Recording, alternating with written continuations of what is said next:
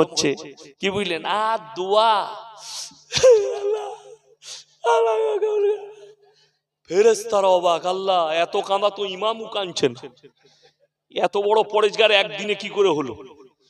তারপরের দিন থেকে রোজাও নাই, নামাজও নাই, দিয়ে মিহিদানা বিলুচ্ছে, নিয়ে যাও, দাও দাও, সবাই হাতে হাতে দাও, সবাই লিচ্ছে খাচ্ছে। এই মনে মনে করে যে মিহিদানা বিলিয়ে জান্নাতে যাব, তুই তো এক নম্বর কেলানি খাবি, তোর তো রিহাই নাই। তো এই লোক যদি সবে কদর পেয়ে যায় 27-এর রাত্রিতে, যে লোকটা 365 দিন নামাজ পড়লো, যে লোকটা তাহাজ্জুদ পড়লো 30 দিন, সেই লোকটার কোনো মূল্য নাই। যদি শুনেলেন এই রাত্রিকে আল্লাহ লুকিয়েছেন, জোরে বলুন সুবহানাল্লাহ, লুকিয়েছেন কেন? ইন্না আনজালনাহু ফি লাইলাতিল কদর ওয়া মা আদরাকা